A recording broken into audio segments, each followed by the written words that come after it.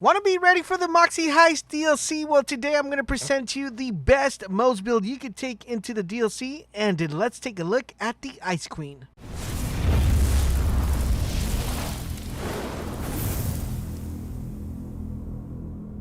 Esiva, this is LaserBolt, and welcome to today's video, guys. Today we're going to be taking a look at one of the best builds you're going to be possibly able to take into the MOXXI'S HEIST. Now, I know this build is going to be extremely powerful. Not only is it going to help you clear out the MOXXI'S HEIST very fast, but it's also going to make you have a lot of fun with it. And it's something that I haven't seen any other people kind of touch on. But today I want to talk to you guys about the Moze Ice Queen build that's going to be using one of the elements that doesn't get used on Moze a lot, which is cryo. But without further ado, guys, let's jump into the build and find out what we're going to need to do or have in order for it to work. So now let's take a look at the build, guys. We're going to start it with Demolition Woman, and we're going to be dumping a total of 5 points into Fire into Skagdan. What this is going to allow us to do, it's going to allow us to increase our splash damage, and it's also going to give us bonus incinerary damage, helping us deal with red bars, even though this is the Ice Queen build, which we're kind of primarily focusing on cryo damage. Next up, guys, we're going to be doing Means of Destruction. Once again, dealing splash damage. It has a greater chance to add ammo to the current equipped weapon. So this is going to be very beneficial because we're almost going to never be running out of ammo. Next, we're going to be dumping 5 points into Torque Cross Promotion. Once again, splash damage dealt by Moze has a chance to double in size, so it's making our radius of splash damage really effective here. And we're going to be dumping 3 points into Pull the Holy Pin, and thanks to our class mod, it's going to push it all the way up to 6. So we have a 60% critical hit chance here, which is going to be fundamental because our grenades are going to be giving us those crit hits. So we're going to be actually taking a huge advantage of this one. If you don't have one with 6, let's try to get this video to 100 likes and you can download the save file. Next up, guys, we're going to be dumping 1 point into Auto Bear. Now, me personally, guys, I enjoy having Auto Bear as part of my disposal. I feel that it provides a couple of benefits. Number one, it not only stays in the battlefield and the enemies focus on him while I'm able to clear out the rest of the ads.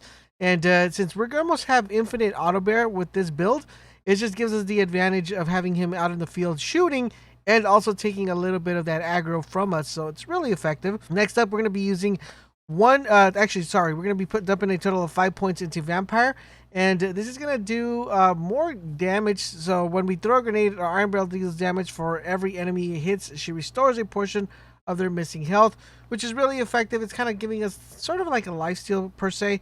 And that is what we're going with Demolition Woman. Now, moving on to the Bottomless Mag Tree. Now, it's actually pretty effective. This is going to give us a Cloud of Lead. We're going to be dumping 5 points here. And this is going to give us, once again, additional incinerary damage, helping us deal with those red bars.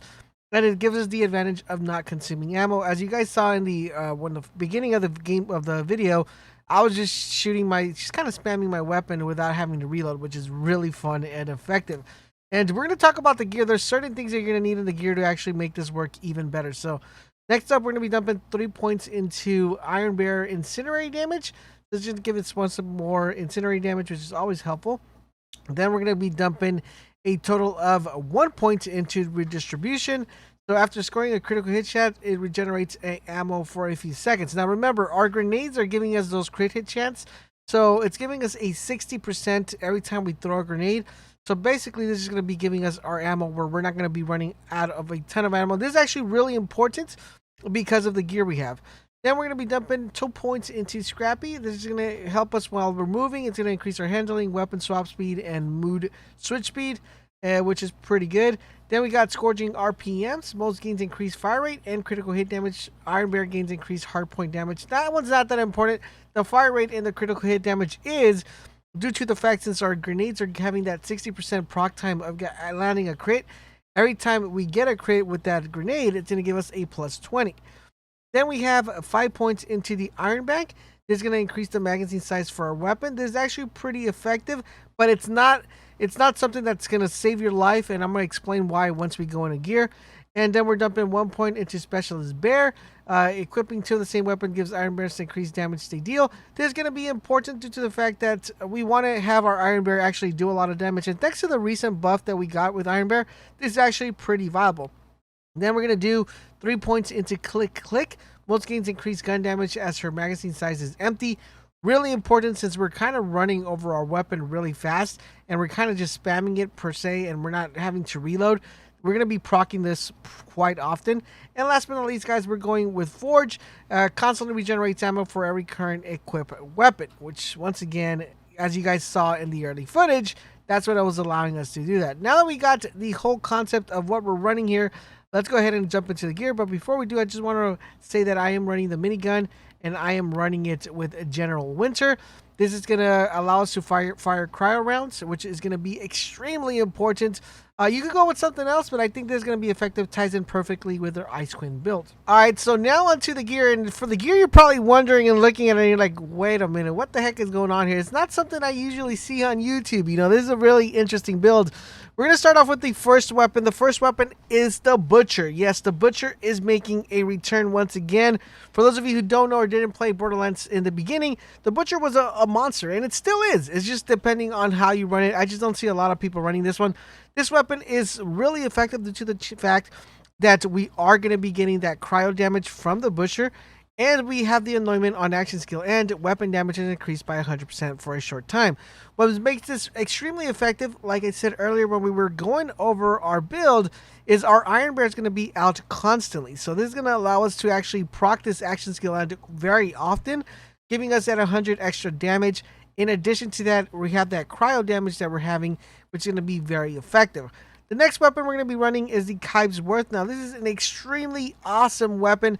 The reason I like this weapon, and the reason why I think it works so well with the MOXXI'S HEIST, is because this one comes with cryo damage and shock damage. So there's going to be times when you run into too many enemies that have shock, and the cryo does a really good job by that. Don't get me wrong. But if you want to just kind of just get rid of them really fast, you can switch over to this weapon, have it on shock, you know, get rid of the shields, and switch this weapon back up to cryo, and you'll be doing a ton of damage, because this one, remember, does splash damage, and remember, our splash damage is increased with our build. So this is a very effective weapon, and one of my favorites as of right now, especially with this particular build and this Ice Queen build. The last weapon we're going to be mentioning is the Cutsman. The reason why I run the Cutsman and I run it in Corrosive, this is primarily going to be for bosses. We're going to pretty much melt everything with the shock right here. Get rid of the, you know, kind of the shield. And then once we get into that armor yellow bar with the boss, we're just going to melt them away. Hop on our Iron Bear, exit out of our Iron Bear, get that 100% you know, damage that we have, and just shoot this to lights out. And it's going to help us melt the bosses very fast and frequently. You could theoretically run a rocket here that has corrosive, a really good one, a lump. And that one will do a ton of damage as well, but I like the Cutsman a little bit better. Alright, so now on to our shield. Now, one thing I do want to remember, you guys, if we get 100 likes, I will be sharing this save file for you guys. So you guys are more than welcome to not have to farm for all this stuff. So we are running the Transformer. Now, you could run multiple shields here. You could run the Transformer. You could also run the band right here. And you could also run the Brawler Ward. All of these work really well. This one's pretty good because it actually helps you get your... what should we call it? Actually, this one here. It is yeah, this one. It actually helps you get the boom blaster. It helps you get more grenades back, even though we're never constantly running out of nades. But if you want to have a infinite amount of grenades, this is actually a pretty good one to go. I didn't want to recommend it too much on the build because I felt like if you're new to the game or you're just you barely picked up the game, you might be going down too much using this one. But if you're more of a savvy player and you have more experience, the boom blaster is actually a pretty good option.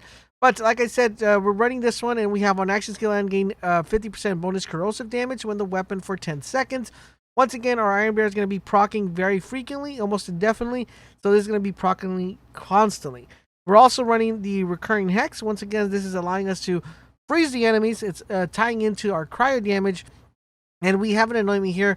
On grenade throw, weapon grenades and action skill damage are increased by 25% for 6 seconds. This is actually pretty good because we're increasing our Iron Bear damage, and we are also increasing our weapon and our grenade damage. I like that, but if you don't have this one in particular, you could always go with something that has on action skill and again 50% cryo damage.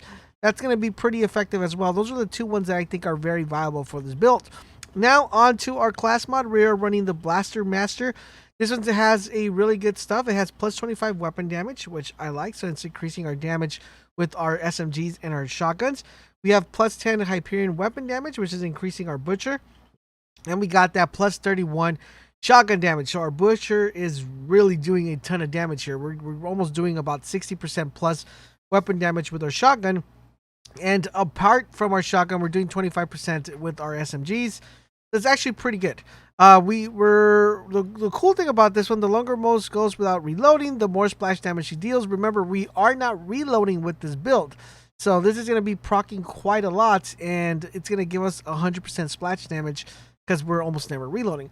And to tie everything together, guys, this is where you got to pay close attention because it's almost like a requirement. You're going to want the Snowdrift Victory Rush. The reason why you want this one is we got that 73 bonus damage with Cryo. That's really important. We got the Kill a Badass triggers Victory Rush, so that's going to increase our movement speed and our damage for 60 seconds. But what makes this actually really, really important is the 40% magazine size. This is almost a requirement. If you don't have a shield, a artifact with the 40% magazine size, you'll probably be reloading a little bit.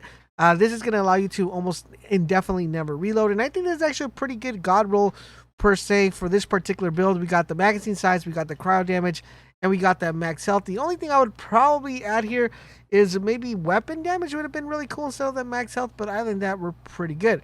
Now, if you don't have this one, you could go with something like the Idol, which is pretty good as well, but I like the Snowdrift, actually. The Snowdrift is actually pretty fun. But in general, you're going to want to make sure you have that plus 40 damage. So the way you want to play with this build, it's super easy, guys.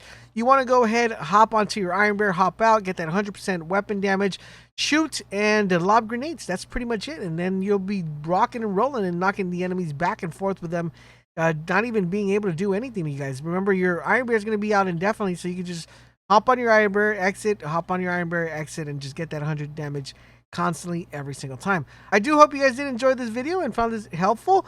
If you guys are looking for a build for Zane, Moze, or Amara, or Flak, definitely do check those out. Those are up on the channel so you guys can know what to run for the MOXXI'S Heist. Thank you guys for watching, and I will catch you guys on the next video.